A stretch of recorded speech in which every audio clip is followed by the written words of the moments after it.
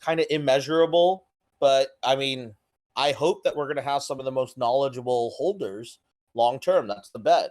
And more importantly, I think over time, if I could help you with your decisions with other assets, right? Meaning that we're helping guide you on how you find other tribes, and hopefully the guidance is healthy. We believe we'll build more loyalty and trust with you.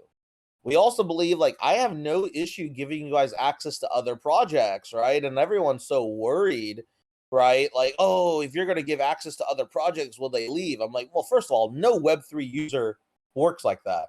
No Web3 user is like, I only want to hold assets in one project. That's never the case, right? So it's such a dumb thinking there at that point, right?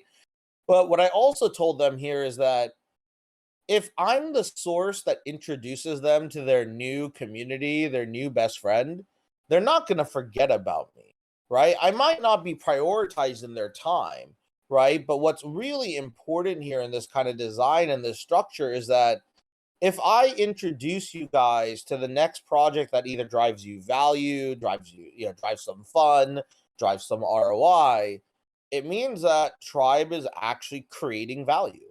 And yes, that doesn't guarantee that you'll come back or stay active. But I think the likelihood is that if we introduce you to your next best friend, you'll probably come back to get introduced to more best friends, right? Or to more great communities. And that's the inherent trust we're putting into this process, right? And because of that, what it also means then is that our holder conviction goes up. And this is where I want to share this with you, is because we could do all of this without even talking about the art. And this is the insane thing about this whole conversation, is that all this value, when we talk about knowledge, access, and experiences, I think it's incredibly powerful. But what's insane is it doesn't even talk about what I think we're one of the best at. I think we're putting out literally the best pixel art. And I think very shortly, Joey is going to show you not only can him and his team, alongside Steven and Holmes and co, put out the best comics. I think you're going to end up seeing the best PFP collection for illustrated art come from them as well. And we're going to share some of that as well. I'm going to share with you one of our diamond holders just designed one of one PFP. Actually, there's currently like 5 or 6 in design every week. And the other 4 are pretty close to getting done as well. But every week you're going to see some amazing art. But what's even more insane is Gokce the Goat too. Because Gokce the Goat has been doing this for well over a year with us. Gokce the Goat and his team have been in the trenches like no other. And because of that, our whole opportunity is really around the fact that our story of art will resonate with everyone. It really will, right? Our story of art is going to massively resonate with every single individual here as well. And that's the other like huge advantage we have, is that you don't have to love everything we're doing here in the community, right? That's for all of you here at the moment right now, right? But what I think is also insane, right, is that when everyone sees our art, everyone in the external communities, right, are going to recognize where we are. And I want to share a little bit more of that art with you guys, because no one realizes how deep our roster of pixel art is, right? And it's one of the deepest. I don't know anyone who's actually done more pixel art than our team has done. I really don't. And we haven't even launched, right? I think maybe the only team that can compete with us is Kaiju. Like, really, I think Kaiju is the only other team that's legitimately putting out pretty consistent art, and doing it in a lot of different mediums. Like, Kaiju's actually done a few mini games, and they deserve actually a shit ton of credit. They just struggle with the external narrative and design, but they're actually goated on that front. And Kaiju's a huge inspiration to what we did. But I think we're like the spiritual successor to what Kaiju started, and we hope to be that next play here. So as I kind of share this story, I want you guys to understand is that it is very hard to be founders. Give these founders grace, give us grace, right? We're still trying to improve everything we're trying to do. We're still trying to get better. And again, being a Web3 founder is fucking hard. It's fucking tiring. Like, my soul is tired. But it's also one of the most rewarding things I've ever done. It really is. The other thing to take away from this is that it's going to take time for even external community members to understand what we're doing, because it's very easy to label what we're doing with very simplistic terms, right? But I hope that all of you here can recognize you have a first look in the complexity here, right? The actual complexity of our design, the actual complexity of the vision, the actual complexity of the layers, the fact that we have people role playing right now in Reapers is insane. The fact that we have multiple communities that want to reach out to us. I mean, the amount of people who want to be on our shows and AMAs is really, really insane. And yeah, you're exactly right, T please. We are not beginner friendly at the moment right now, and that's intentional, right? Because that's the other thing people didn't understand. One of these founders just followed up with me this morning. He's like, "Hey, I didn't even know your mint was open. Why didn't you tell us?" I'm like, "Well, we told everyone in our community." He's like, "What do you mean by that?" I'm like, "Our goal isn't to get Souls Season 2 to be max minted. That's not our design." And they were all so confused by this. They're like, "What do you mean you don't want maximum amount of people minting?" I'm like, "That's not the goal here. The goal isn't here to get as many human wallets to mint the soul. The goal actually is to get as many qualified souls who value what we're building to mint it. That's it." Right? Because this was actually the mistake we made with Soul Season 1. It got too hyped, right? It actually got way too hype, right? And a lot of people don't understand is that when it got hyped, there's a lot of people who just actually blindly minted Soul. Um, I actually don't want those users. I don't want their ETH, to be honest. I really don't. That's not our design. What I really want is those who have conviction in what we're building and want to be here and want to accelerate the product experience they already value. And because of that, right, we actually have this specific target for Soul Season 2. And the founders kept asking me this one thing, right? Or this one founder kept asking me this one thing this morning. It was just like an hour ago because I was just doing a call with him. He's just like, "Why haven't you tweeted about this?" Right? Like, and what he's just really recognizing very quickly here is that I realized, and I told him, is that if I tweeted this, I'd get the wrong users. I don't want those users. I only want those of you who have already captured relics and value this ecosystem to mint, right? So our target is by the end of this closing date, when we initially started this, is between 1,500 to 2,000 mints. That's it. And this is kind of why, we're very counterintuitive to the market, because the market is always extract, extract, extract. We're here to do like qualify, qualify, qualify, right? And in this kind of design, right, what we're trying to get to is this belief that you actually like the framework of what Tribe is doing. And I hope that many of you believe this should be the way other communities are built. I don't think it means this is the only way communities are built, right? What we are trying to do, though, is we're trying to build the depth of alignment here. And this is where I think our ecosystem gets really beautiful and really exciting here as well. And yeah, I also, I'm glad Rocket Scientist is adding, like, I want to increase your bar, right, on what you consider for good projects.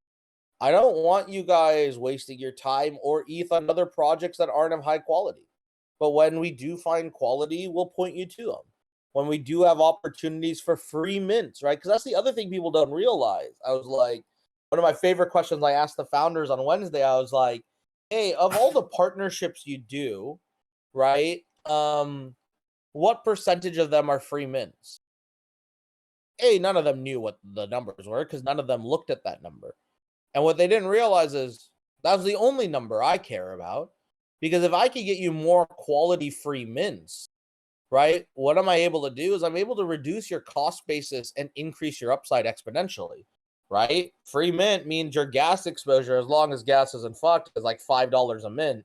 That's as much, much better entry point than anything else you can get. And do you guys know that almost over 70% of our allocations were free mints? Like, that's insane. Like, our biggest win, and this is what people don't get an understanding of, right? Like, our biggest win was our village partner, right? And like, most people don't even know that we published Dimensionals, right? And literally ran their entire strategy for the first 100 days, which was kind of near perfect to a lot of extent, right? Like, again, a project hitting and sustaining a 1.5 ETH floor for the first 100 days in this bear market. Do you know how many people would have killed for that? Like, it's just nuts, right? Yeah. It only worked for the first 100 days. Hey, man, in Web3, working for 100 days is like fucking working for 10 lifetimes, right? So, but don't get me wrong. Yeah, I'm still trying to trick Sash into giving us a little bit more control on the project because I mean, ICO Beast knows this. All of our Diamond users know this.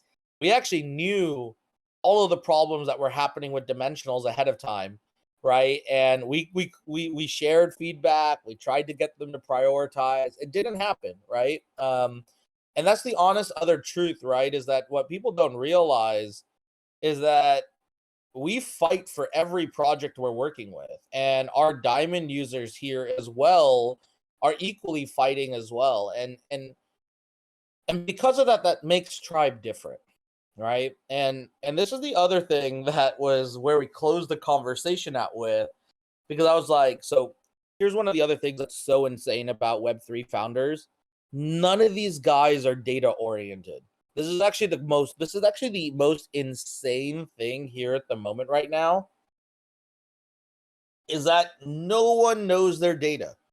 No one understands anything about their active users, their retention, their average session, their engagement, their average value of wallet, their average time users have been in their community. They know none of these. The metric they know is floor price, right? They don't even know their unique users off the top of their head or any range of their unique users. I was like, dude, how many unique holders do you have? None of these guys do it, and that's kind of like insane. How are you going to run a business, right, efficiently when you don't actually understand the metrics of your business? And I bring all of this up because this is also the reason why I think we're in a very, very powerful position. Is we know the data on everything. We know the data on all projects. We know the data on every asset, and we're investing in data capture as well. I mean, I was up till 1 a.m. Talking to another French company on data analytic providers and just trying to find more ways to bring that into our ecosystem. We know our engagement rates. We know the drop in our 7-day or 30-day retention. We know the drop or increase in our activity as well.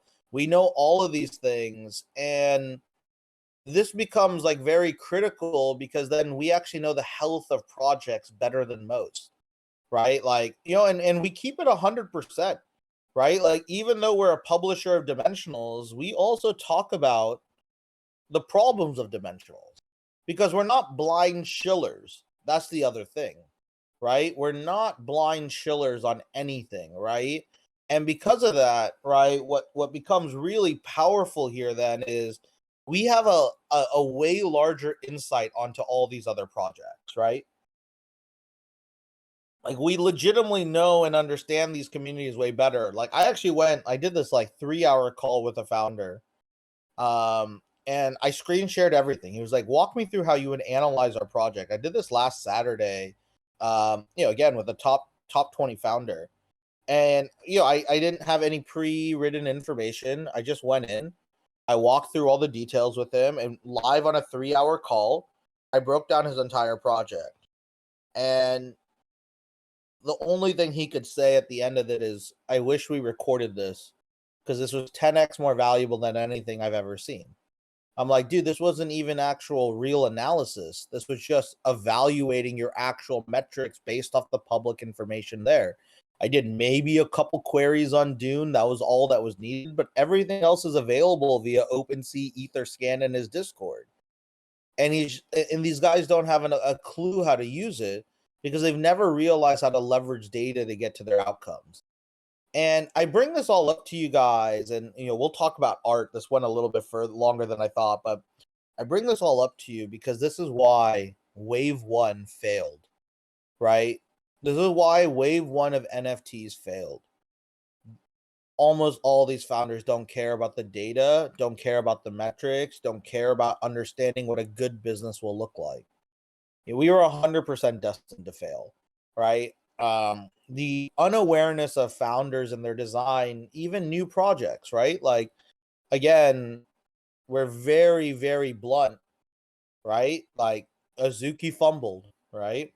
Ether massively fumbled. And man, we tried reaching out to Ether 5 different times just to help for free. Like, I honestly, if just Ether, not saying that we would have given them better advice, but we would have given them different perspective. And this is the other thing that I would try to tell founders is that they don't even want to seek perspective. Like, I will literally, if you are a top 50 project that actually has a user base and works hard, I will have a free 1 hour call with any of these founders. Free. I don't need, I'm not asking for money. I don't ask for ETH on this shit. I just really want to make sure that these guys are getting insights. But you know what's crazy? Less than 10 of them have actually taken me up on it, right? And I'm not saying that I'm smarter than anyone else, right? But all I can say is I can bring you a thoughtful perspective. I try to be fucking thoughtful on everything we do. But here's the crazy thing: founders don't even want this. They don't care. They don't actually want to learn to get better, and that's the insane part about Wave One, right? Most of these guys are not looking for that. What do they want? They want to partner and either have me give them whitelist because they perceive that's the only value, or they want me to bring them whales. That's it. I'm like, bruh, I'm not gonna do that. First off, like, that's not how any of this works. Secondly, what the fuck are my incentives to do either of those? Right? Like, it's funny, like, even do top 5 projects come to us all the time.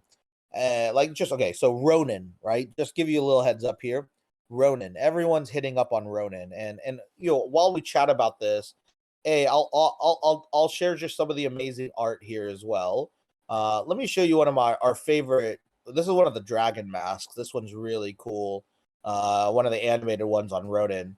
But yeah, everyone's like starting to ask about Ronin, right? And I think Ronin's going to be ridiculously cool. This thing is just going to be fire for a collection. And we had a top 5 BTC project come to us, and they just straight up asked, like, "Hey, can you allocate to our community?" And I simply asked them, "Hey, we're open to partnering, but we're not looking to just do collabs." He's like, "What do you mean?" I'm like, "Well, we're not just looking to give blind allocation." He's like, "Oh, we're not blind. We're a top 5 project." I'm like, "I understand you're a top 5 project, but what I really want you to understand here very quickly is that we seek more in a partnership here at the moment right now."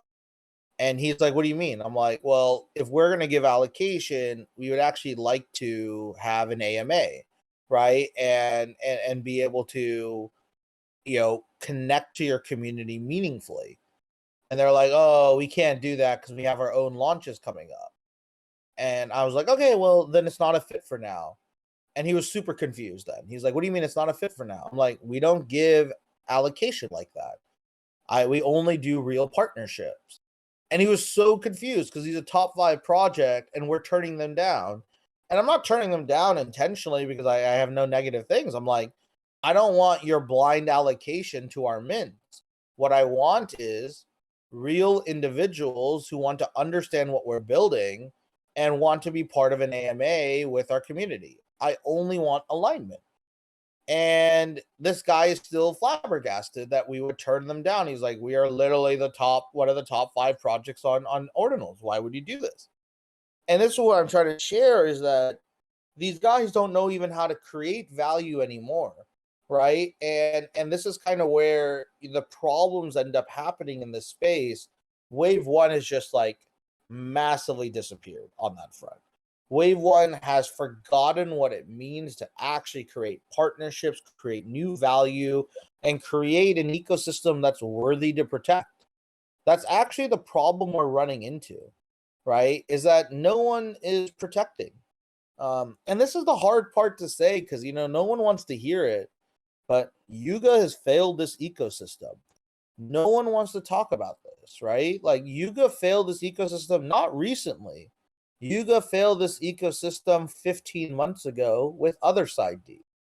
Still, to this day, I cannot believe Yuga does not get more shit for making us burn over $100 million in gas. I think it was like 168 million in gas.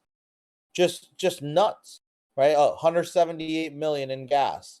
Burned gas, not value. Like, talk about extraction, right? Because Yuga did not give a fuck about any of you, right? Yuga did not give a fuck about anyone at that point. And they're supposed to be the leader of this ecosystem. Nah, man. Like, I wouldn't sleep even if I had their market cap. I wouldn't sleep if I let $178 million gas burn.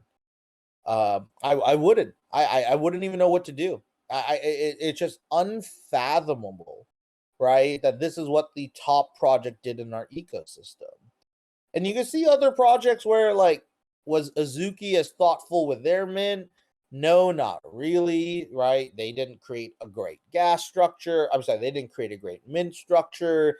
There wasn't real alignment on what the project was prior to mint. And this is kind of the important thing here to understand is that it's more than just trying to bring in funds at the start of the project, right? What's way, way, way more important here at the moment right now is trying to deliver actual value to your holders. And this is where Azuki failed. Azuki priced their asset too high because they assumed it was going to hold value. Azuki did not need to do 2 ETH mint price. It really did not, right? And again, it's very easy to say that when it's under. Azuki should have been doing a 1 ETH or less mint price. It really should have, right? But again, this market led to extraction way too quickly. And again, Ether, God, they did not understand their metrics, right? First it was 1 ETH, then it was 0.65 ETH, then it was, let's drop supply. Now let's go to Dutch auction. And hey, let's zero out the value of our holders by giving it an airdrop and cutting it down. Just nuts. That is a team, unfortunately, that did not understand value creation for their holders. And it sucks because, dude, Ether actually has a great community. That's what people don't realize. And I actually think the art's generally good. Like, I think the art's tier 1. I think it's just too noisy on certain traits. Like, I would have definitely cut a few things back and made them more clean.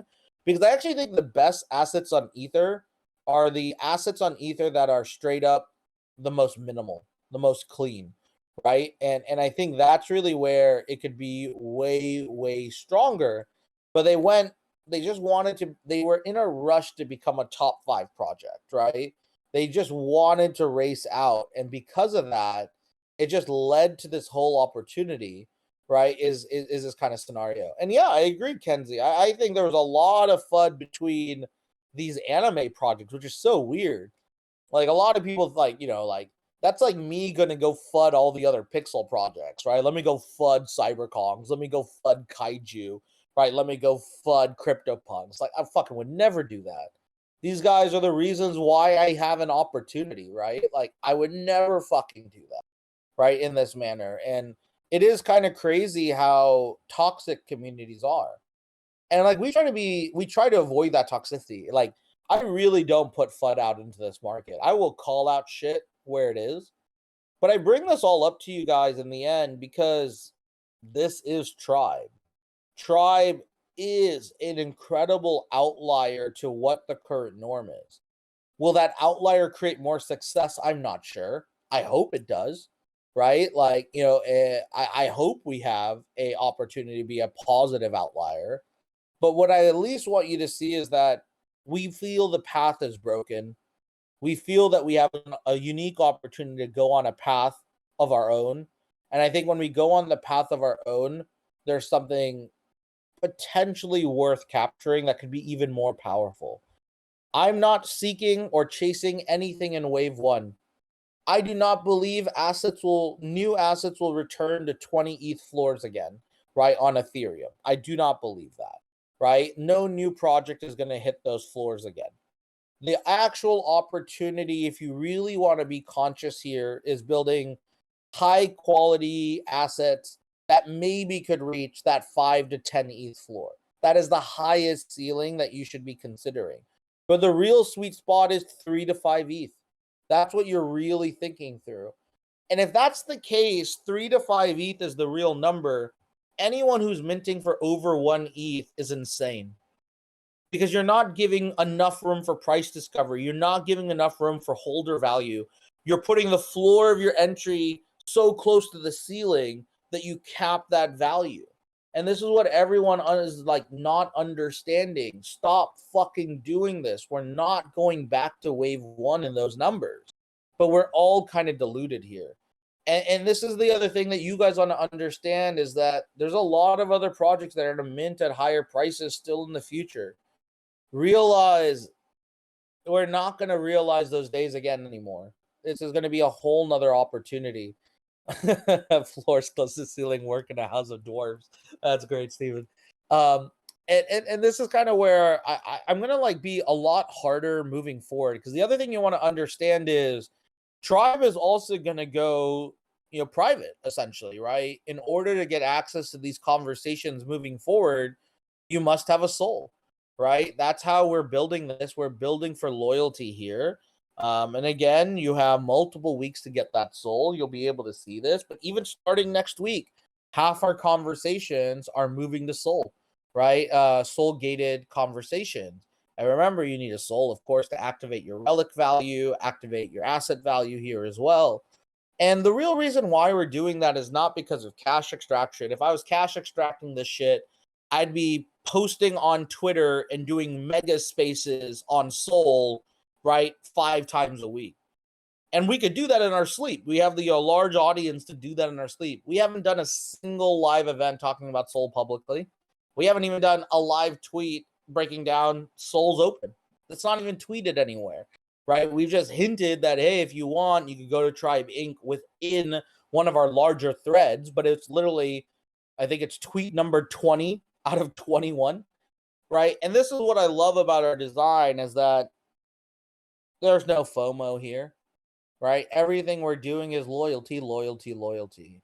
And with that, right, we have a huge amount of opportunities and this kind of design. Yeah, Griff, if you have relics, I mean, I don't know why you're collecting relics and not getting a soul. We're not going to view you as an alt if you're actually engaging. You should definitely try to make sure your account looks real, and you're actually like being a human value proposition. I mean, your account does look like an alt in every way. So, try to become more human, man. Like, that's your opportunity here in Tribe, is like legitimately try to be more human, man. Right? Like, a couple things that would be more human, right, is actually realizing anyone who's putting this stuff in, you actually look like, I'm almost sure you're an alt, actually, to be honest, which is kind of funny.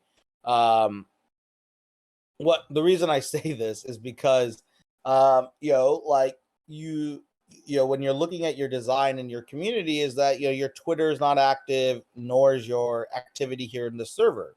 Right. But like, the whole point of here is building a community. Right. And that's kind of the amazing thing, is that we are building a community. Also realize we're also cutting a bunch of people into this ecosystem. Like, you guys might not realize that tons of people are getting banned. Tons of people are getting removed. Tons of alt counts are getting lost. Right. There's a reason why over and over and over again. Right. Most people don't know.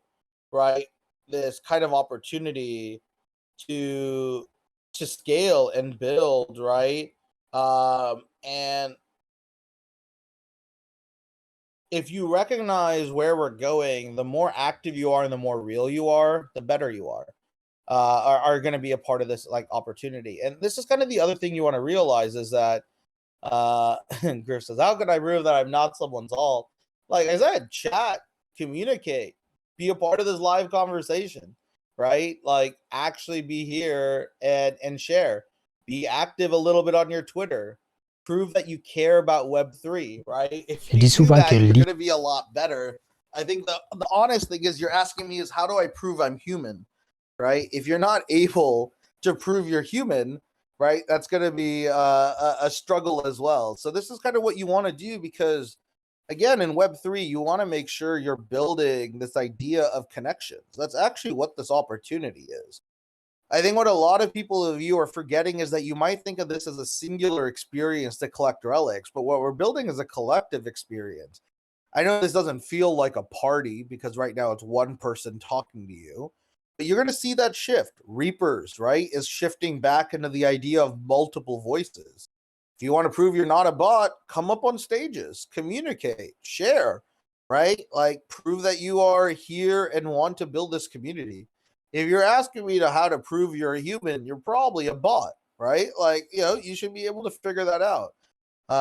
We could also do some advanced captchas if you want, right? But again, we're definitely not. I can KYC. No, you don't have to KYC at this point. I promise you. We're not. Do you know that's the crazy thing? Like, we don't want any of your data, right? Right. That's kind of the important thing. We're not. We're not trying to grab any of your data here at this point. What we're really trying to do here is that that's what we'll do. Actually, you know what, Bruno? That's actually pretty funny. What we'll do is we actually have this plan. We're gonna bring back the Scarlet Letter. And with the Scarlet Letter, we're gonna put that on certain people. And what we'll require is those people with the Scarlet Letter will have to come out on stage and solve captchas. That would be pretty fucking funny. And just watch these people try to manage this shit would be pretty hilarious as well. I mean, we've been very aggressive in kind of our alt bans here. Like people don't realize, like, I think we've banned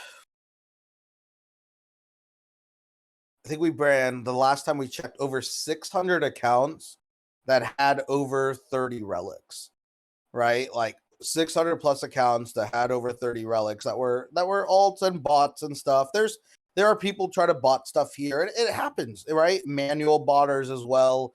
There's some people who are really stupid though because they connect all their wallets or their Twitters. They follow each other. It's actually pretty hilarious.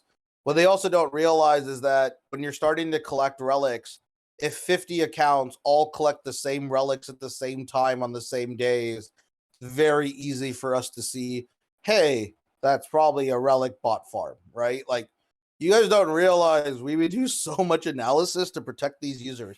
We're not perfect, but I guarantee you we're better than 99% of people out there. So again, I've gone down this huge diatribe, and it was sorry, it was just like really on top of mind. But let's talk about dope pixel art here, right? Like I think that's where it's going to be really cool because, like I said, our team, right, is like incredibly powerful in where we're going and where we're scaling here at this point.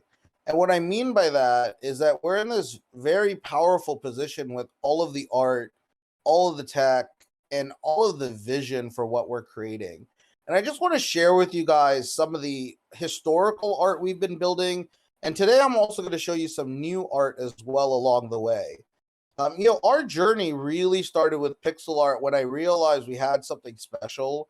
Is when Gokce started to share with me his vision for a RPG art game.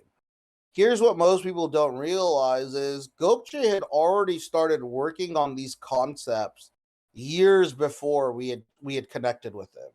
Also, most people don't know Gokce is also one of the artists and worked on some of the traits for Ether Orcs as well. So like Gokce already had some Web3 experience before we connected with him. And then moreover, he's always was thinking about this world and this design. And I was like, oh, this is actually really fascinating. And with that, I was like, okay, what if we took this and built these out? And here's the crazy thing is that, I'm going to upload this. This is one of the first animated scenes we ever put out there, which I still think is gorgeous. I think it still stands the test of time. This is something we put out over a year ago, right? Which is, or about a year ago, which is also crazy when you think about how much time has passed. And it's just beautiful, right? It's just beautiful design and beautiful structure on everything we're doing. But here's the crazy thing. All four of those characters you see there, Gokce already designed before we partnered with him, right? And brought him onto our team. And he is so talented that were like, let's keep expanding this as well. And then Gokce, and most people don't realize Gokce's been doing pixel art for over 20 years. He teaches pixel art as well at university for a few years, right? Like the guy, he's the moderator, right? When we connected with him of the largest, one of the largest pixel art communities as well. And that was just the first art we started with, which I just thought was amazing. But what became even more amazing with Gokce was his ability to understand generative art. This is where we were such in an advantage because he had already worked on Ether Orcs before, right? So when he had already worked on Ether Orcs, we're like, okay, well, do you understand generative art? He's like, yes, I've been doing this for a while. I'm like, what do you mean? He's like, oh, we've been doing this, we've been doing this. Here's these traits. I was like, wait, what? Let's let's do this. Let's keep talking about this. And we just started building little characters, right? And I started giving him some of my favorite characters. He started kind of finding his own favorite characters. And before you knew it, we then had an insane list of characters here as well, right? In this kind of design and in this kind of structure. And then boom, you start seeing this range of these generative assets. And these are not only our own partners, right? But these are also our external partners. What people don't realize is we have 25 of our own standalone characters, right? So if you look in the bottom of this, right, the angels, right, and the hooded saint, the red saint in the bottom right, those are right original characters that are all generative, which are just beautiful in their design. And these all have different outputs. I mean, like crazy amount of output. This is how good uh good Gokce team are, because what's crazy is this guy's like legitimately created these beautiful lineups. Just check this out. Hold on. Let me just show you these. This is insane. Right? And this is what we talk about. Like, we haven't even launched this stuff yet, and we have these insanely rich lineups for all of our characters, right? So here's just 4 of them, right? And you can see some of the generative, and these are just partial generative outputs, which is crazy that I'm putting out here as well, which is just beautiful, right? And you could click on any of these, and these are just showing you we made generative collections for our partners, right? Like we did a whole generative collection for Kaiju. We did a whole generative collection for Gojira. We did a whole generative collection for Galaxy Fight Club. And then in the last one that you see is all, I think, 25 of our standalone characters, and just showing one of the variants here. Like, it's incredibly rich, incredibly detailed, and incredibly unique.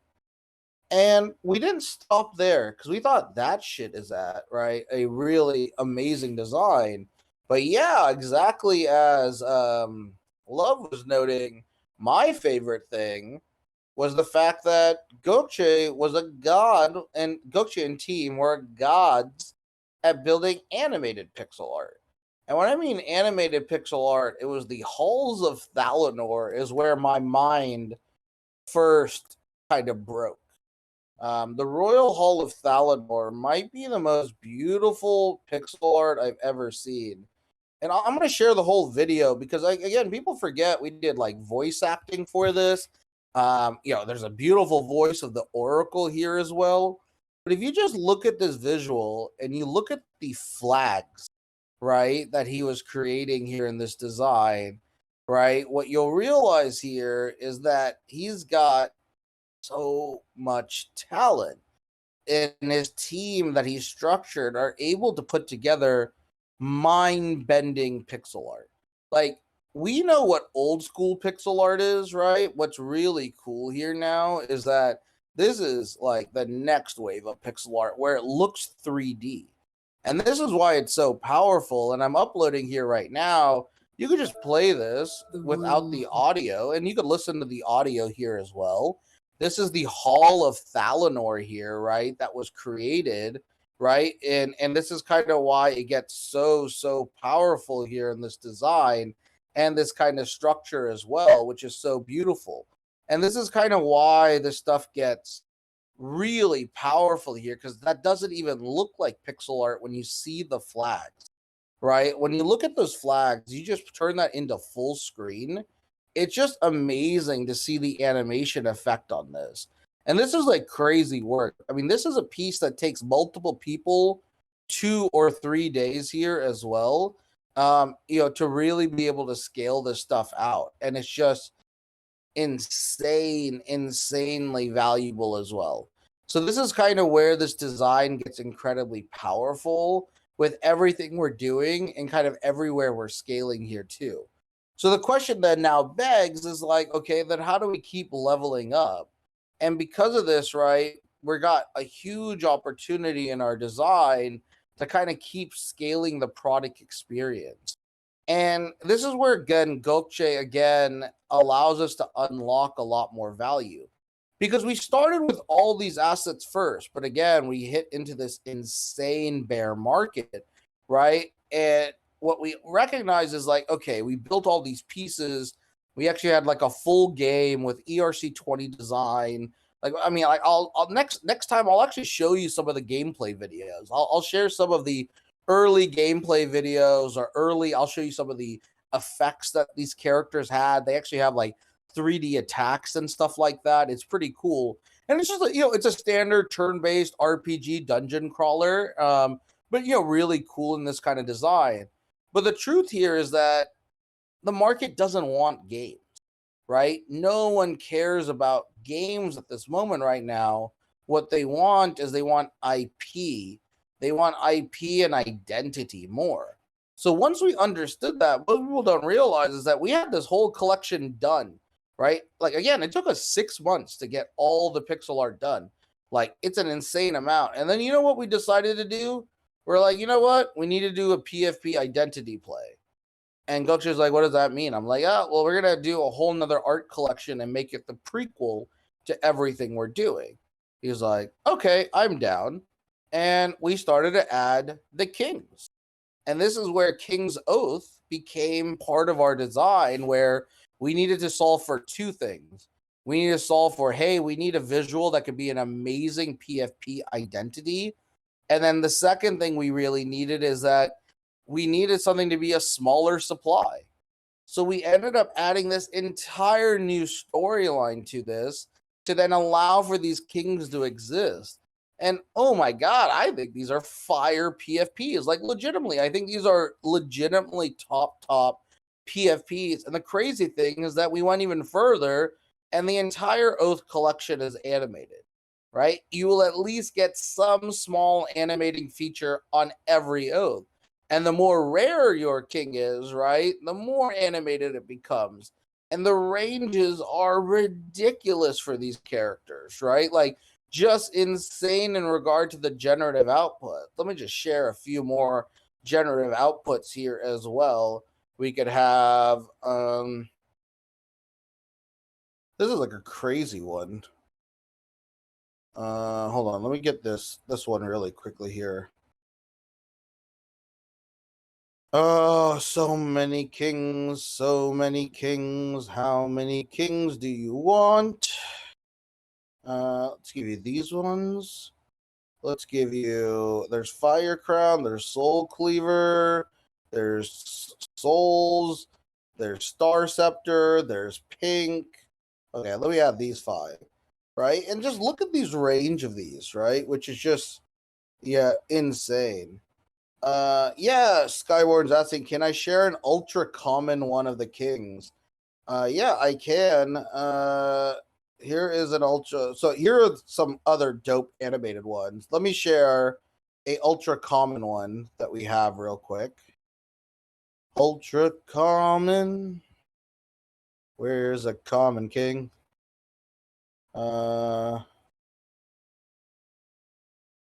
This is technically common. It has a slightly mid-rare mask on the first one. Let me see what the other iterations of this one is.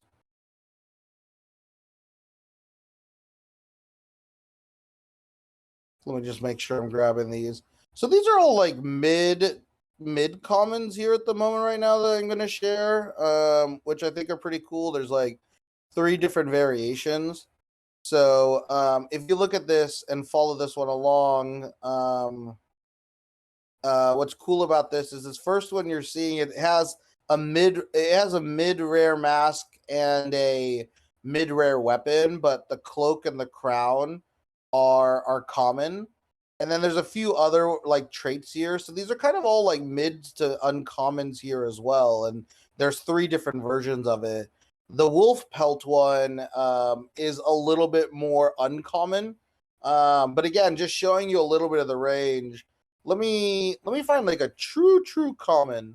I don't know if I have like I'm trying to like I have to go grab the base of every character. But that is a good thing that I could share with you guys next time for sure. That's a common crown. Yeah, so this is a common. So this is black with wolf pelt. What else do we have? This then it goes to the rare because it goes to the wolf mask. Yeah. So it's just between these two. So again, the base one here, the first one you're going to see in this one is technically generally common. It has a common sword, a common crown, a common face mask. It does have a slightly uncommon wolf pelt fur. And then you'll see there's another variation on top of it that shows an uncommon where it has the wolf mask as well. The wolf mask, or sorry, the wolf crown is an uncommon to mid rare. But this is just a base common one right now that you're looking at with the regular crown, right? And that crown's like very inspired by Lord of the Rings here, which is pretty cool. So what you'll see here, right, is that there's all these kind of different elements here, but that sword is common, that crown is common, that jewel is common, that face mask is common as well. The only thing uncommon in the first variation of that is that it has a wolf cloak, is what we're a wolf armor, wolf pelt armor, and then of course the super uncommon is the wolf pelt crown, right, which is crazy. But yeah, that is the Aragorn Aragorn crown as well, because of course we all love Lord of the Rings. But yeah, that's a common. Like, I mean, most people don't realize like we have all these amazing assets, and the commons are gonna look insanely good. Like we've been working really hard to make sure. It's funny. I'm like trying to find you even more. Oh, here. These might be even more common. No, that is the water one. Shit, I have to go. I think I just have to go create some common outputs, like the common. Like you get all base traits, but yeah, I'm gonna add that to my list. I'm gonna do that next week for you guys. Oh yeah, here we go. This is common. This is common. And this is common. Okay. Well, this one's got. Oh, these aren't the animated ones. Shit. Okay. Well, these aren't animated, but these were the base commons that we started with as well. I have to go get the animated file versions of these, but these are base commons, right? They'll be animated, right? The only difference is the red one has the fire crown and the fire sword that make them uncommon, right? So you could kind of see the upgrades versus that. And so it has the fire crown jewel and the fire sword. And again, I'll get the animated versions of it. I just didn't have it on this file here. And again, they're like rangers, right? They look really cool here as well. And that's kind of the fun little thing about this is that, dude, I'm telling you, every king is going to be insanely cool, right? And there's only 1,500 of it, right, in this supply, or less than that, right? It's going to be a little dynamic here, but it's looking around 1,500 is what this number is here as well. And that's kind of why we're working so hard. And this is why Gokche is a goat. This is why our pixel art team is goats. Because again, you think those are dope. Man, have you seen our common, right? Like samurais, right? Ronins, commons are insane. Like here's these are 2 commons. Okay, well, here's one common and then one kind of uncommon because it has the lion mask. But like these are fire. Like these are insane. And these are common. These are the base characters that you're going to be getting for Ronin. And they're gorgeous, right? Some of the masks are going to be more rare. The one on the right with the lion mask and all gold is a little bit more uncommon. But again, the real rares are going to be the animated ones, right? The animated ones are going to have, like, we're going to have, here, I'll show you the Samurai Lion. This is a little bit more uncommon. Let me show you this. Oh man, I'm sharing you too much. And then fire eyes, which right, the flame mask here is also going to be uncommon here. So that's one of our traits here, is that you're either going to have uncommon eyes or an uncommon, mouth trait as well. Just insane with this kind of design and this kind of structure here as well, on this design. So this is kind of where it gets really like powerful on this front, is that all this stuff is just like super dope and hasn't been seen before. And this is kind of, and these are what we're putting on ordinals, and I think it's just going to be ridiculously fire across the board. And this is kind of why our team is top, right? Because again, where what we're scaling and what we're building here is going to lead to an incredible collection, right? I mean, yeah, I was just going to share Buckethead. Buckethead is a common, right? Like technically, or like, I mean, actually, we'll probably end up making him rare because they're probably only going to be like 2 Bucketheads, like in the entire collection. But this is kind of where you're going to see just some beautiful design. And beyond that, right, what's really cool here is I'll share you one of the new scenes that we haven't shared yet before. So in the story of Ronin, right, which is really cool, is that in Ronin, the way that Sato, the master samurai, kind of keeps the kind of trains um his disciples, and how the disciples will train their Ronin as well, is that they must complete like I think it's 4 sacred battles in 4 sacred locations. And one of the sacred locations here at the moment right now is going to be inside a volcano, which is just ridiculous. Like, I'm gonna share my screen because it's too good that I don't want to share this out publicly yet. Give me just I can't share my screen on this front. Okay, I'll just share it with you, whatever. Let me find Ronin Battlegrounds. Where's the battleground? Sorry, give me just a second.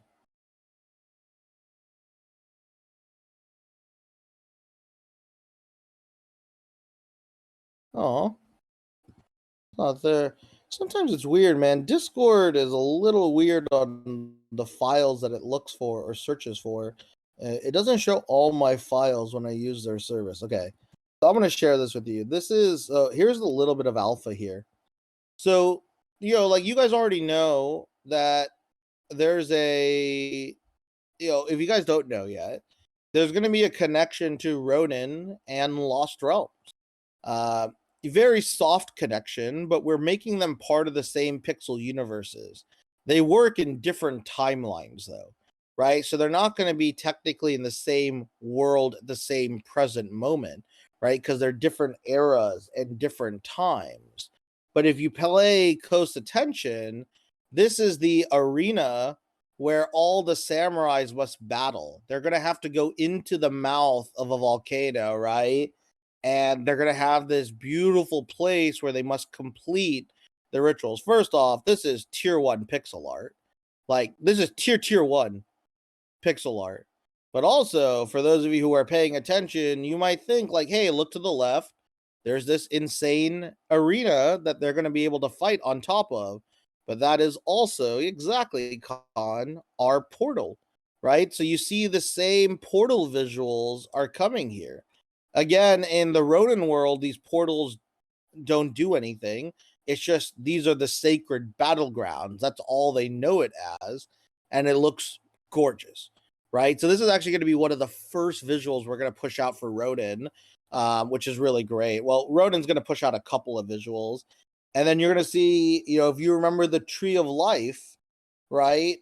In our in the Lost Realms, there's going to be a Japanese Tree of Life, right, for Ronin with different colors, but it'll be the same tree, right? And this is kind of where it gets you to a whole nother opportunity and a whole nother design, is that the whole market and the whole experience is going to be connected with our story, right? And this is kind of where it becomes really amazing. And it's not kings that are descendants of Ronin samurais. It would maybe be the other way if they connect, right? Because our world and the kings are insane. And yeah, this is Irina's piece. Like, Irina is a goat when it comes to animated art. Irina has done almost all of our major animated art pieces as well, and she is incredibly talented. And this is kind of why it's so beautiful in this kind of design.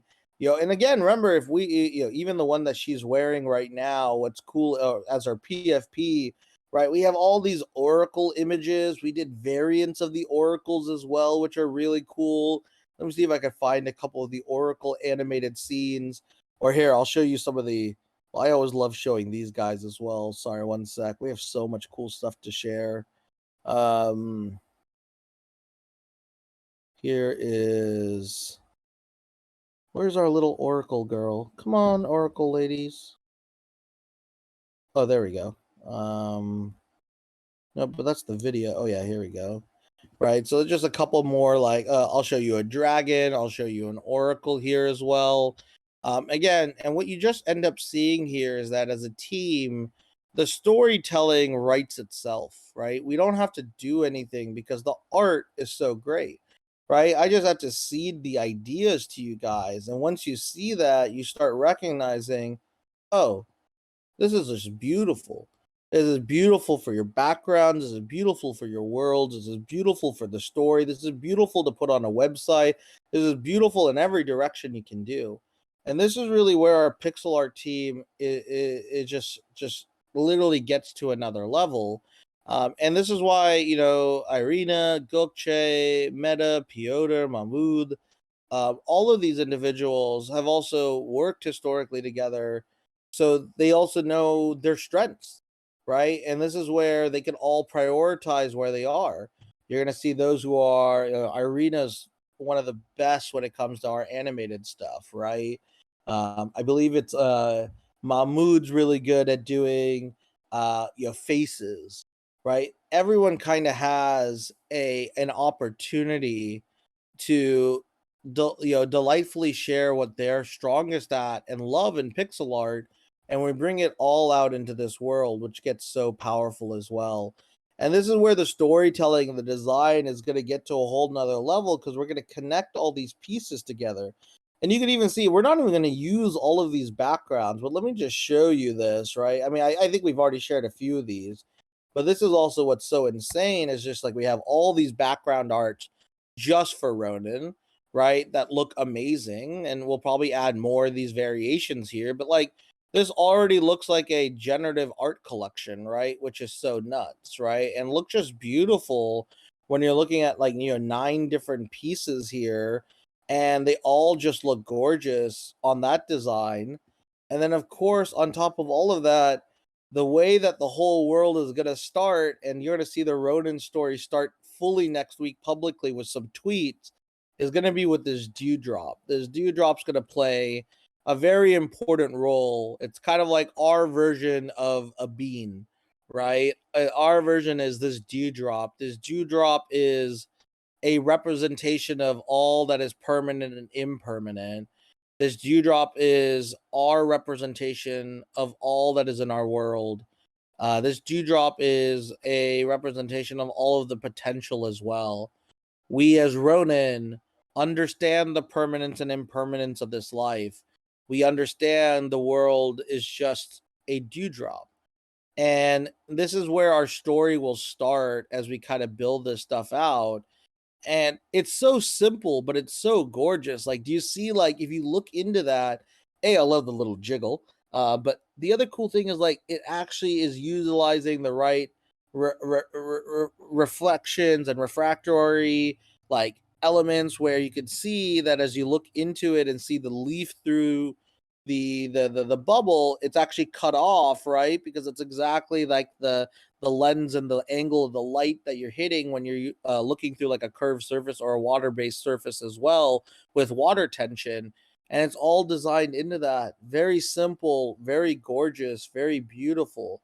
And this is kind of where we're going to have a lot of fun with the storytelling. And man, the team just got the Japanese the Ronin Tree of Life. That one's gonna look gorgeous. I can't wait to show you that one. And then yeah, there's like, there's like I think 3 of the scenes are done now for the battle scenes. So there's the volcano, which you've now seen. There's an ice cave. There's the Tree of Life scene, and then we'll be adding in one more as well. And this is kind of where this whole design gets really powerful too. So, with that, I hope you guys can see that our advantage here is that all of our pixel art still hasn't been seen by 99.9% of Twitter, right? Our pixel art hasn't been seen by 99% of crypto collectors yet at this level. Imagine when we unveil all of this, and you're going to start seeing it in amazing threads, amazing stories. I mean, again, we are primed for these launches. We are primed for these opportunities. And it's because you guys are willing to be patient with us as well. And I think that's where it gets really beautiful in that design and in that structure. Yeah, Ronin's not cheap. Ronin's not going to be something that's accessible for most of you. Ronin is for those who believe in what we're building and want to be part of a top collection opportunity on Ordinals, right? And because of that, it gets you, a different exposure here. That's why we don't want to like oversell Ronin to you guys. Ronin is for those who are wanting to be part of an exploratory journey to become one of the biggest projects on Ordinals. That's what we're doing. But we still have our work cut out. But Ronin will move fast. Like, I know a lot of people are wondering when mint in general. I mean, Ronin's minting here technically in the next 4 weeks, right? As long as we keep our head to the ground and this market is good, all the samurais will be done by end of next week. We're honestly just finishing up animations, right? That's all we're doing. We're touching up the final animations and then doing file size optimization, right? Which is crazy. And after that, Ronin's pretty much set to go. We'll then do our full launch sequence. There's some inscription stuff we want to do. I should actually check what is the cost of inscriptions right now. Let's go to Mempool Space. It's one of my favorite websites now. Ooh, okay, VSATs sats are right now only down to like 5 and 9 and 11. That's not too bad, man. We could get some low inscription cost. Let me see. Okay, here. I'll show you the math here. Because again, if we could lower our inscription cost, that's also important because it means that the cost of the mint will go lower as well. So like say sats are around 10 and we do 75 KB. Let's say if it's 50 KB. Ooh. Okay, yeah. So let's say on average it's going to be 50 KB. That's 31. 30. So let's assume it's 40 times 400. I mean, yeah, it's about half a BTC is probably what it's going to cost. Like people don't realize just to inscribe these, right? It's going to be insane. It's going to cost a decent chunk of money, but we're okay with that. We're, on this front, right? It's going to be another close to, probably $15,000 to $30,000 just to inscribe, because we're not designing this in this structure to be recursion. We actually want to make this super native, so we're actually putting the full file size on chain. But do you know how powerful that is? Dude, that means that forever your art is accessible. Forever it will be inscribed on the blockchain, right? On a block 9 sat forever in history, as long as you believe in Bitcoin sustaining, and Bitcoin will sustain, right? We're going to have something really, really powerful here as well. In order to get whitelist, it's very limited, but it will come to our community. Whitelist is currently only guaranteed to one person. It is if you own a diamond, you have a 1-to-1 diamond allocation. And then for our multi-diamond holders, those who own 3, for every 3 you own, you get an airdrop as well. Separately behind that, we will actually put a handful of Ronin into the village market.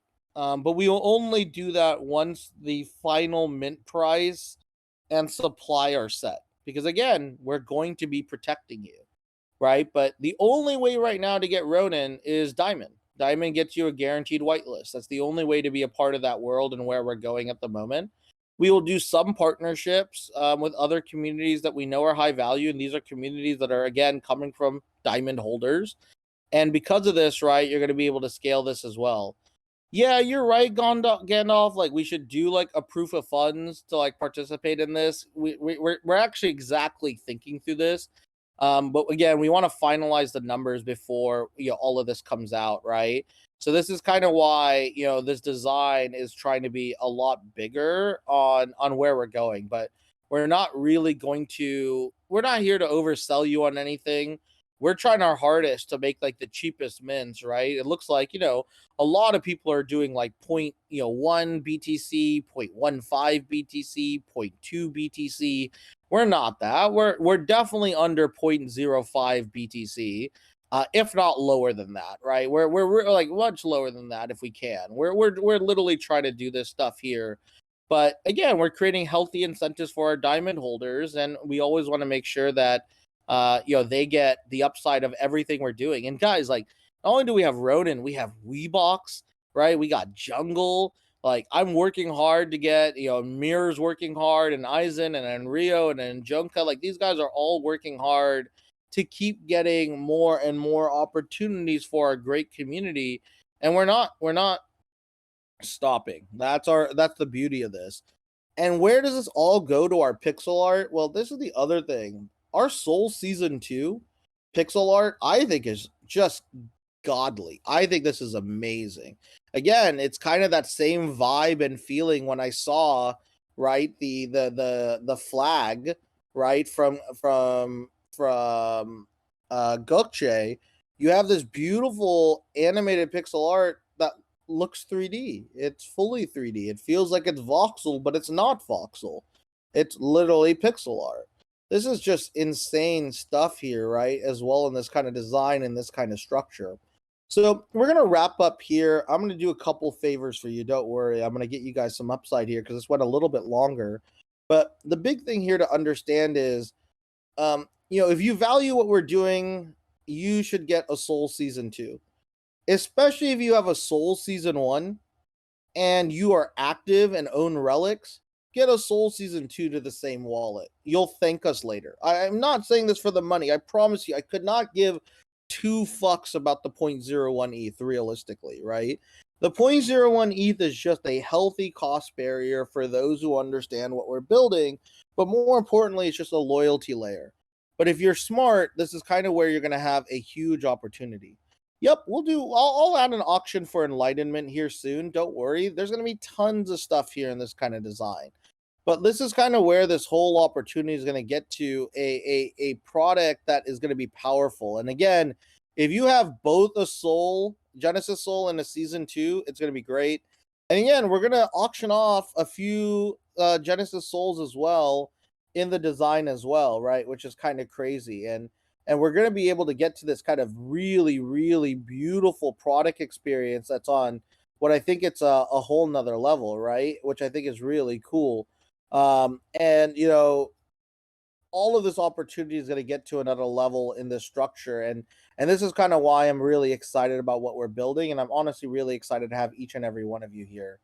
So guys, with that, let me do a couple things real quick.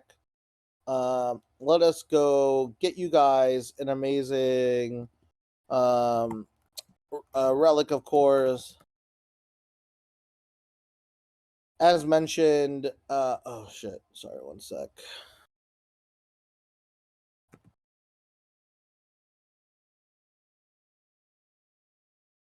Oh, come on, Discord.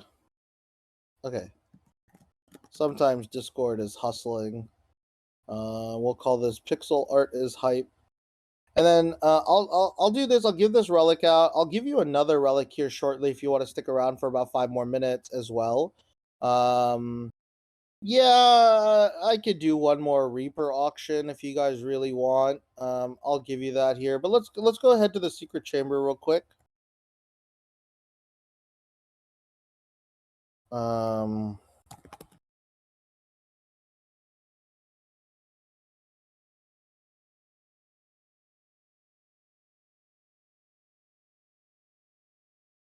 All right. The password is 55302. The password is 55302. You know what to do within that wonderful area. Some of you are still messing it up, which is always hilarious to me. You have to understand how to use the /secret function. If you can do it, you'll maybe make it fun in your life to get this relic. Alrighty then, you guys should get this here as well. For those of you who want to stick around real quick, love it. There's almost 500 people here. You guys are insane. But the other amazing thing here is that not only are we doing all of this pixel art here that's incredible, what we're also doing as well is we're building out amazing art with our none other than Joey. Joey has been working incredibly hard to create this, what I think is going to be the best one of one and honestly PFP collection with illustrated art in the game. And this guy's already been pushing out stuff that's fire that we shared. And now what we started to do is that we started to allow our diamond users to design their own characters. It's this whole product experience, right? Where again, in this kind of product, what's really beautiful here is that because art is so personal, we think it's amazing to give you guys an opportunity to actually design the art with us. And because of that, what we've done here is that we've allowing our diamond users who own what we call the golden tabula rasa or the golden tablet, and we're actually pre-creating an entire collection of both generative characters and these one of ones. And this is going to be amazing. So what we're doing right now is we're spending the next 30 days to kind of create some of the most insane art ever. And we're doing it privately. And then essentially mid next month, we're going to unveil all of this stuff out. And I think the market's going to realize that our art is on a whole nother level, right? Which is just beautiful in this kind of design. And this is kind of why this whole structure is beautiful, because we're going to allow you to control it as well too.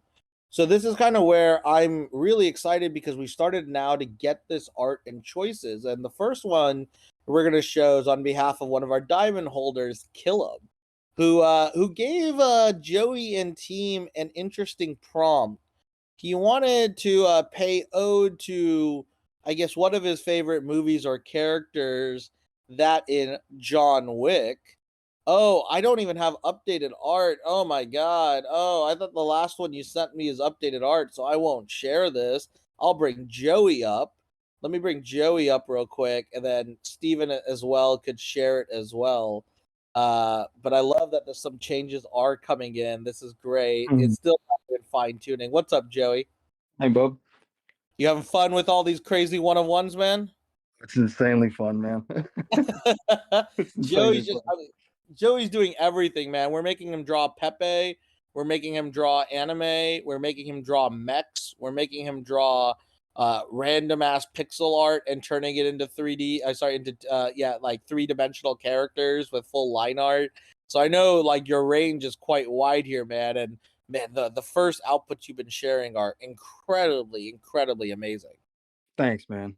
Yeah, I was up until 4 a.m. trying to get all these like just lined out, and yeah, it's been good. It's been good though. Amazing, man. Well, I'm super excited. I know you've been working really hard. So, of course, with our amazing Web3 crypto culture, we love our memes. So, clearly we got one of the first characters you've been working on has been for Killam with, I guess it's John Wick meets Pepe the Frog, from what I understand, right? Which is pretty Yeah. interesting. A, I love that. And B, I love that it's both like, A, I love John Wick as a character, and B, I love like that it's also like deeply Web3 meme, because we don't have any Pepe the Frogs. We actually have hilariously, we created a Frankie, the Frankie's Dinner the Frog playable character, but not a Pepe the Frog. So this is the first time we've created a Pepe here. Would be great. I don't know if you could screen share, or if maybe you want to drop the image. I think Yeah. you guys are really gonna love this because we sat down with Killiam yesterday, and we had a chat, and he gave some good feedback, and I think we nailed it. Let's go. Oh my god, check this out, guys. This is just amazing. This is Pepe. We've turned Pepe into someone so fucking cool. Pepe's got his golden eyes here. This rain effect is ridiculously cool. Like, walk us through what you're doing here to be able to get this rain effect, because Yeah, I I'll just show think you this is real one of quick. the dopest ones. Yeah. Let's see. In elements here, there's this brush called Driven Snow, right? And all I did was put a add layer over the top here, and then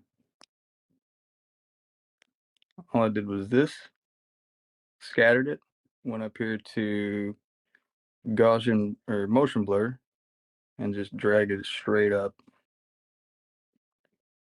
Fantastic. So you use the motion blur feature, which also I think is one of the dopest features in Procreate, to be able to create this here as well, right? Which is just beautiful in this design. And this is what I love, man. We just made Pepe the Frog look like a fucking baller here. And here's the amazing part is this is all designed by Killam, which is great. So this is going to be his one of one PFP here as well, right? And then the other amazing thing about this, and this is what most people don't realize, we're working hard, but we're going to turn these, like, every of one golden tabula rasa is going to have a single trait pulled out from their characters, and it will be added into the collection. So that's the other cool thing, is that not only are you guys getting to actually create this art, right, and this one of ones, but what's also amazing is that you're going to be able to take these assets and move them in. And that there's these subtle details where it's got both a Bitcoin and an Ethereum logo here. Like, Pepe's ready. Pepe's ready to fuck, man. This guy's about to fuck some people up. Like, this is going to be insane on this You design. killed Which my is dog. great. Exactly, man. I love it, man. And this is kind of where it's dope, because all of the golden tabula rasa holders will get their own one of one PFPs that they're Oh man, designing. somebody already did a Pepe. Oh. There's so many, man. That's what I love too, is that there's all these different designs. But honestly, this is like the dopest Pepe I think I've ever seen, right? Which I think is just fascinating. And like I said, with all these golden tabula rasas, they get to create this. And what's even cooler about this, right, is that, as we said, you will start embedding you into the traits. So Killam will actually have his name in the metadata, right, as a trait, right, which will be funny, right? And it could be either the John Wick suit was maybe what we end up creating, right? And that could be, it'll be like, and maybe we can name it "You Killed My Doge," right? Could be a fun little tag there that I saw you guys hit up here earlier. And this is where we get to kind of create this whole different journey. And then the other amazing thing then is, because Killam is a co-creator of this art, he'll also get a co-creation of the royalties potentially as well. We're still finalizing all those details with our legal. Our legal always loves me throwing like crazy ideas at them. But this is also where it gets to this whole nother level in the design. Yeah, my legal definitely hates me. For sure. Because every time I'm like, hey, how do I do this without it being a security, but we get as close to the line of a security as possible, right? That's really what I want to ask them every time. But I just love this idea, because I want each and every one of you to be able to create your own character and create your own world here. And by doing that, not only do you get the special 101, but you help co-create the entire collection. And dude, there's a Pepe the Frog as a Fury driver. Imagine this dude like rolling in a dope, like, I don't know, like a Lamborghini looking car, right? Like, look at, some element of, this, him in a dope, like, Nissan Supra tuner car as well. Like, What was this that Jason Statham movie? Transporter. transporter. Yeah. Exactly, right? And we could kind of have all this kind of stuff here in this design. So this is the other thing, and we'll share more next week. We just wanted to give you a preview here, but next week we should have like 2 or 3 more individuals as well that are going to give you guys a huge opportunity to see just, I think, the best one-on-one art collection. And with this Pepe, right, he now sits with all the other characters we've already been designing, including, Steven's Rhino, or, Spirit Azuki, and a handful of other characters are all going to be coming in, which is really dope. The other little small thing I'll share with you guys, since you're here as well, I'll also show you just a little bit of a pixel art as well that I forgot. Actually, no, I'll save this one for next week, which is really great. We have some dope pixel art for the Phoenix eggs. I want to show you the Phoenix eggs later. But what you have here is, right, there's all these huge opportunities to kind of scale in the structure as well. So with this, guys, I hope you can see we're still building a very massive community, and honestly a treasure trove of art. But it's also going to be like what we're hoping for a lot of our Tabula Rasa holders is that we're at least going to give them one forever art, right? This is what we hope is going to be an element that they'll want forever as a core PFP. But I also hope that it inspires all of you to be a part of these worlds as well. Tabula Rasa will have like a public sale and a public opportunity as well, and you could actually bid on it with relics. Actually, we won't even have you bid on it on relics. If you are interested in Tabula Rasa, again, Tabula Rasa is not cheap either. I want to be very clear because you're literally getting like 10 hours of Joey's time for a one-on-one PFP alongside a shit ton of comics and a whole bunch of other stuff here as well. But when we do open it up publicly in early August, we of course will give it to our community first, especially if you own a Huxley, a Forgotten Runes, or a Azuki. You'll also be a little bit as well. And then, yeah, there will be signed editions. Not all of them will be signed. It will be a special edition that will come out a little bit later. And then I think, again, very similarly as well, what I think is really powerful here is that you're going to see other special editions coming in. But I think, honestly, if you really believe in what this is, remember, these are your Fury drivers. What's insane here is that you get to create the lore of Fury as well. These are the one-of-one characters. Did you guys know that we have to build the lore around this character? I now have to figure out a way where Pepe, John Wick character is now in this world. And we're going to fucking find a really cool way to tie it in to the story, the teams, and the structures. You're going to have just a bunch of cool stuff coming. And that's really what the power of this community is, right? Is that we're just constantly creating, right? I know projects delay. We're not the only project to delay, but ask yourself, how many people are pushing art at this consistent level? Right. And this doesn't even talk about the comics we've created. This doesn't even talk about the physicals that we've been creating. This doesn't touch any of the other stuff. Like, we are just going insane. And yeah, man, when people see this one-of-one collection, people are going to ask, why the fuck isn't other collections like this? I promise you, when all of this stuff comes together, this will be a game changer in what art should be. I think we've effectively become too minimal with a lot of these generative collections, and it's becoming stale. It really is. There's very few people who are building new collections here, right? We're going to push this. And this, like, remember, not only do we have these one-of-ones, but Joey has created, like, the generative drivers in this world are fire because they're going to have different masks. This is just one of the generative characters. There's going to be like 4 or 5 of these lines. But look how amazing this generative character for Fury is going to be. It's going to be nuts.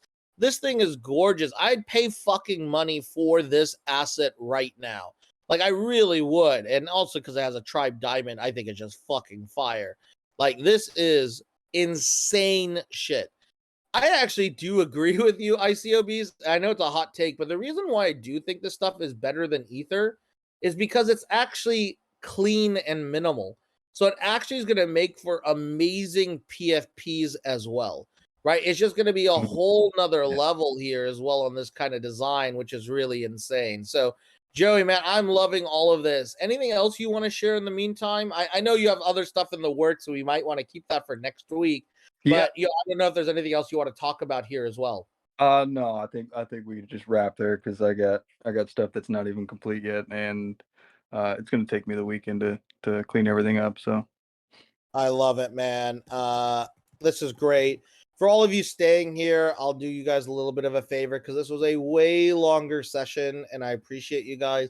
I love that we could kind of go through like almost 2 hours, I don't know, fairly effortlessly and have 400, 500 plus people here in this community. This is how fucking real this community is. I'm telling you. And again, if you want to see how real it is, just read this chat. It's actually funny because a lot of people come into our world and they look into our general chat. They'll be I just saw Bruno's fucking image that fucking made me laugh. Oh, Bruno, God, you guys are awful. But this is kind of what's so brilliant about our community. We could bring all these individuals in, and you guys can have all these opportunities. I sincerely appreciate you guys. I sincerely appreciate during this week. Again, really quickly, grab a Gen 2 soul if you value what we're building. Remember, just owning one soul is going to get access to 5 different claims. We'll share more of that. But only grab a soul if you want to be active, right? That's the other thing. I'm not here to sell you anything else. If you want to be active, you want to capture relics, it's a no-brainer to get a soul, right? And especially if you have Soul Season 1 and you have over 30 relics, I'm telling you, grab a Soul Season 2. It is going to be the smartest thing you're going to get. Because again, you don't realize there's a whole nother soul PFP collection we haven't even shared with you guys. There's actually 2 different sold PFP collections, and you're going to fucking get to choose which one you guys want, which is also insane. And no one's seen those ones yet as well, right? Which is just crazy, right? And then we have generative art. We have, other designs coming. We have physicals. Oh, man. We're putting in, we just put in the order for the pendant. Oh, it's going to be nuts, man. You guys are going to see some insane stuff left and right. I can't wait to show it all. I appreciate you as always, Joey. For all of you who are here, let's head back to the secret chamber. And I'll get you guys one more thing, which is great. Let's get you Pepe Wick. We'll make that our little guy, our little Pepe Wick in honor of Killam. Pepe Wick. I don't know. What do you want the name of that to be? Do you want it to be Pepe John Wick or Pepe Wick or John Pepe? I'm curious what Killam wants to name it. I'll rename this relic afterwards. But for now, let's go grab a relic. The password is 09345. The password is 09345. Make sure you use the /secret function. Hilariously, we have another call in 14 minutes, I think, with Trevor. Let me confirm if he's still available. Because if so, we should be good. Hey, man. Still good to chat still good for our spaces in 15 minutes. And again, those are great chats if Trevor's available, because the great thing is like the ordinal stuff we're doing is just ridiculously cool. Sorry, I don't know if did Killam say what he wanted? Or Killam might have left. Killam might have left us. Killam! Oh, no. Yeah, dude, you're gonna get creator royalties for this if you tell me. I mean, what do you want to name it? Do you want your guy named, or think about it, you don't have to name it yet. Do you want this guy to be named John Pepe, Pepe Wick, John Pepe Wick, right? Whatever it is, or some other different name, or you killed my Doge, right? I mean, I think that's going to be the name of the trait. I think that's actually a great fucking name, whoever created that earlier. But think about what you want to name this stuff. Okay, yeah, this is the trait name. Yeah, okay, great. We'll use you killed my Doge. I think that's great. And then, yeah, man, here's the crazy thing. If we do this right, this is what we're proposing to our legal. But just, again, bear with me that this isn't confirmed yet. Our legal is working, but this is how it will work. We'll turn, let's say we'll turn the suit. Anyone who has this suit-like design is going to be you killed my Doge, would be the name of that. And then we'll put that part of the generative collection. And every asset that ends up getting you killed my Doge, you will get a portion of the creator royalties of that asset moving forward, right? We're actually going to create that as well. Oh, also, yeah, the rainy background could be your trait. So we'll end up choosing the trait probably on your behalf. And it's going to come down to after we see all the one-of-ones, right? There might be multiple people who have suits. There might be multiple people who have this. But your rain trait is actually ridiculously cool. That might be the one worth considering as well. but we're gonna work on it. But yeah, man, that's the cool thing about Golden Tabula Rasa. You're a co-creator. We're gonna give you value as a co-creator as well. Same thing here, right? Is that when you look at everything in Reapers, if you guys are part of this Reapers ones here as well, you're gonna see, if you participate in this vote, you're gonna get a portion of the royalties too, which is really cool. And if you hold your mint, your royalties are only gonna go up higher and higher over time, which is also gonna be really powerful too. So there's a lot of cool stuff. Yes, hold on. Let me make sure. Let's see if Trevor is going. I don't know if Trevor's going to show up. I haven't heard from him in the last 12 hours, so hopefully he's there. Yeah, let's go to Pepe Wick. Okay, name great. Killam wants this to be named Pepe Wick. I think that's what I named it, right? Hold on. What did I name it? Yeah, it's Pepe Wick. Okay, yeah, you got it. So Pepe Wick's the relic. You're all set there. All right, let's head to the village market real quick. And what did you guys want? You wanted Reapers, right? Yeah, let's get you some Reapers here real quick. And you could maybe get in the vote. Remember, Reapers vote ends in a couple hours, so you better head over to that if you haven't voted yet. But over 80, like almost 85% of you have voted. But it does show you some people ain't gonna get some access. We're gonna have a diminishing supply. All right, let's go to village market. You guys want Reapers? Okay. Let's do an auction for Reapers. I'll do lucky number 7. False Reapers. Let me enter the Galactic Senate. It's gonna run for 5 minutes, so you guys can have some crazy stuff and bid on this, and then let me get you a cool looking. Let's get the Reapers logo. I really love that Reapers animated logo. It's still one of my favorite things in this world here as well. Let's use just the plain banner. That's all I want. This one's sick. Okay. 7 Reapers, validity 5 minutes. Huzzah! All right, go to the village market. For all of you who are diamond holders, fear not. You'll have your own custom auctions over this weekend. They'll probably start in about 12 hours. They'll start and they'll run for 48 hours. So you should be good. You guys should all have your opportunity now to get Reapers. I love when we add more relics into the system. It makes it way fun. Woo! The bids are coming in. Man, it's so cool to see the bids. Like, if you want to know how real our community is, like, you're going to see a 5-minute auction get like 30, 40 bids probably, which is nuts. Like, no one, like, we're just operating on a whole different level here, guys, which is pretty dope. All right, everyone, we're going to have a lot more cool stuff coming. We'll do more relic auctions. There's actually going to be a couple auctions next week just for those who have season 2 soul, right? Which is great. Like, for those of you who just have season 2 soul, you're going to get your own custom raffles starting next week as well, which is going to be really cool. So definitely stay along this as well. Please don't start the diamond auction at 5 a.m. Eastern this time. Oh, yeah. I'll do it earlier. I'll try doing it around, I'll do it 8 p.m. Pacific, 11 a.m. Eastern. Hopefully that will work this time. Definitely know that will be there as well. All right, everyone, I'm going to let you all go. I hope you all have some fun, wonderful times. We'll chat soon. Bye-bye now. Maybe we'll see you in 8 minutes on Discord. Bye-bye now.